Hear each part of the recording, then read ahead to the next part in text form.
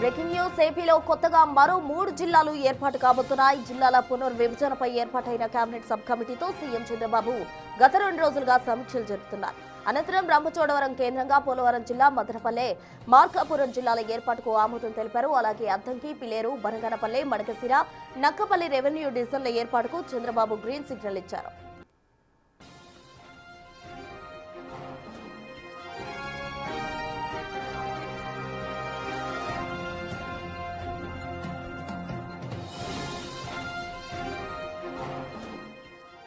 ఏపీలో కొత్తగా మరో 3 జిల్లాలు ఏర్పాటు కాబోతున్నాయి. ఈ మేరకు సీఎం చంద్రబాబు అయితే చెప్పడం జరిగింది. పూర్తి వివరాలు మా ప్రతినిధి రాజేష్ విజయవాడ నుండి అందిస్తారు. రాజేష్,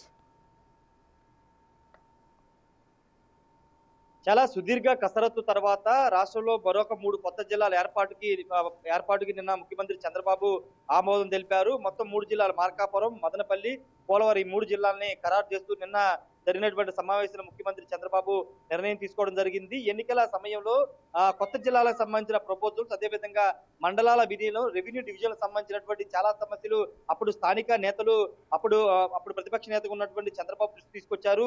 అధికారంలోకి వచ్చిన తర్వాత ఖచ్చితంగా 26 జిల్లాల స్థానంలో అదనంగా జిల్లాలతో పాటు రెవెన్యూ డివిజన్లు, అదేవిధంగా కొన్ని మండలాల విలీనం కూడా చేస్తామని చంద్రబాబు చెప్పిన నేపథ్యంలో కూటమి ప్రభుత్వం అధికారంలోకి వచ్చిన దగ్గర నుంచి కూడా దీని మీద కసరత్తు చేస్తూ వస్తున్న నేపథ్యంలో ఈ దాదాపుగా కేబినెట్ సబ్ కమిటీ 9 మంది మంత్రులతో ఉన్నటువంటి కేబినెట్ సబ్ కమిటీ 4-3 దఫాలుగా కూర్చుని మొత్తం అభ్యంతరాలు కానీ, లేకపోతే ప్రజల నుంచి వినతులు, ప్రజాప్రతినిధులు ఇచ్చినటువంటి వినతులను స్వీకరించిన తర్వాత ముఖ్యమంత్రి చంద్రబాబుతో 2 రోజులుగా సమావేశమైన తర్వాత 3 జిల్లాలని ఖరారు చేశారు. మార్కాపురం, మదనపల్లి, పోలవరం, ఈ 3 జిల్లాలని ఖరారు చేసినటువంటి పరిస్థితి. ఇప్పటి వరకు రాష్ట్ర వ్యాప్తంగా 26 జిల్లాలు ఉంటే ఇప్పుడు అదనంగా 3 జిల్లాలు కలిపి ఇకపైన 29 జిల్లాలుగా ఆంధ్రప్రదేశ్ రాష్ట్రం ఉండబోతుంది. వాటితో పాటు కొత్తగా 5 రెవెన్యూ డివిజన్లు కూడా రెవెన్యూ డివిజన్ కి నిన్న ముఖ్యమంత్రి చంద్రబాబు నాయుడు ఆమోద ముద్ర వేశారు. నక్కపల్లి, అద్దంకి, పీలేరు, మడకశిర, అదేవిధంగా బనగానపల్లి, ఈ 5 రెవెన్యూ డివిజన్లకి నిన్న చంద్రబాబు ఆమోద ముద్ర వేశారు. గతంలో ఆంధ్రప్రదేశ్ లో 77 రెవెన్యూ డివిజన్లు ఉంటే ఇప్పుడు అదనంగా